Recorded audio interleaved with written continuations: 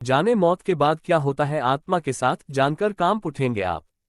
इंसान की मौत हो जाती है लेकिन कहते हैं कि आत्मा अमर रहती है, वो नहीं मरती। ऐसा क्यों होता है, इसके पीछे एक चौंकाने वाला सच है, जानिए वह कौन सी सच है। इससे पहले अभी तक आपने मेरे चैनल को सब्सक्राइब नहीं किया है तो कर दे, और वीडियो को लाइक करने के बाद कमेंट में जय श्री राम जरूर लिखें। गरुड़ पुराण प्रमुख हिंदू धर्म ग्रंथों में से एक है। किसी की मृत्यु के बाद घर परिवार के लोग ब्राह्मण द्वारा ये ग्रंथ सुनते हैं। इस पुराण में भगवान विष्णु ने अपने वाहन गरुड़ को मृत्यु से संबंधित अनेक गुप्त बातें बताई हैं। मृत्यु के बाद जीवात्मा यमलोक तक किस प्रकार जाती है, इसका विस्तृत वर्णन गरुड़ पुराण में बताया गया है।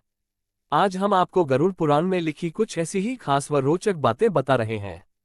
1. गरुड़ पुराण के अनुसार जिस मनुष्य की मृत्यु होने वाली होती है वह बोलना चाहता है लेकिन बोल नहीं पाता। अंत समय में उसकी सभी इंद्रियां बोलने, सुनने आदि की शक्ति नष्ट हो जाती हैं और वह जड़ अवस्था में हो जाता है, यानी हिलडुल भी नहीं पाता। इसके बाद उसके मुंह से झाग निकलने लगता है और लार टपकने लगती है। उस समय 2 यमदूत आते हैं। उनका चेहरा बहुत भयानक होता है, नाखून ही उनके शस्त्र होते हैं। उनकी आंखें बड़ी बड़ी होती हैं। उनके हाथ में दंड रहता है। यमराज के दूतों को देखकर प्राणी भयभीत होकर मल मूत्र त्याग करने लग जाता है। उस समय शरीर से अंगुष्ठ मात्र अंगूठे के बराबर जीव हाहा शब्द करता हुआ निकलता है, जिसे यमदूत पकड़ लेते हैं। 2. यमराज के दूत उस शरीर को पकड़कर उसी समय यमलोक ले जाते हैं, जैसे राजा के सैनिक अपराध करने वाले को पकड़कर ले जाते हैं। उस पापी जीवात्मा को रास्ते में थकने पर भी यमराज के दूत डराते हैं और उसे नरक में मिलने वाले दुखों के बारे में बार बार बताते हैं। यमदूतों की ऐसी भयानक बातें सुनकर पापात्मा जोर जोर से रोने लगती है, किंतु यमदूत उस पर बिल्कुल भी दया नहीं करते।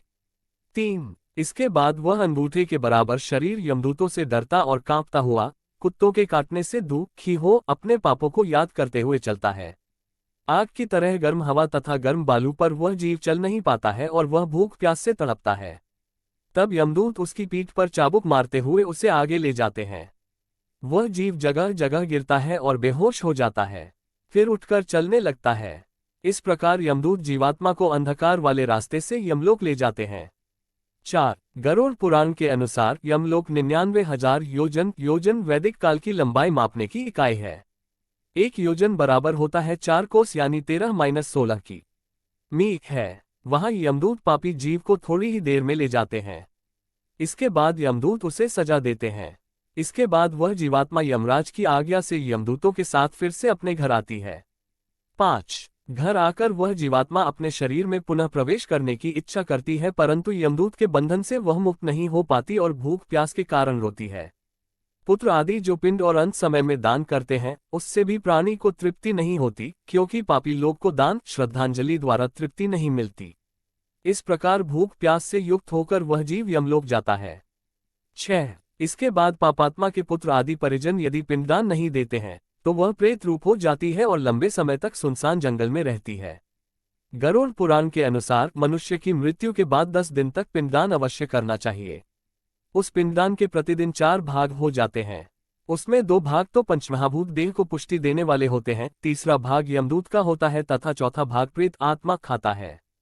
9वें दिन पिंडदान करने से प्रेत आत्मा का शरीर बनता है। 10वें दिन पिंडदान देने से उस शरीर को चलने की शक्ति प्राप्त होती है। 7. शव को जलाने के बाद पिंड से अंगूठे के बराबर का शरीर उत्पन्न होता है। वही यमलोक के मार्ग में शुभ अशुभ फल को भोगता है।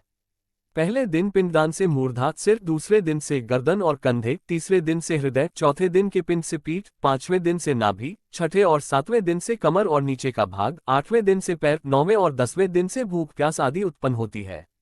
ऐसे पिंड शरीर को धारण कर भूख प्यास से व्याकुल प्रेत 11वें और 12वें दिन का भोजन करता है।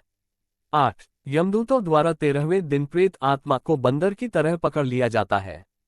इसके बाद वह प्रेत भूख प्यास से तड़पता हुआ यमलोक अकेला ही जाता है। यमलोक तक पहुंचने का रास्ता वैतरणी नदी को छोड़कर 86,000 योजन है। 47 दिन लगातार चलकर आत्मा यमलोक पहुंचती है। इस प्रकार मार्ग में 16 पुरियों को पार कर पापी जीव यमराज के घर जाता है।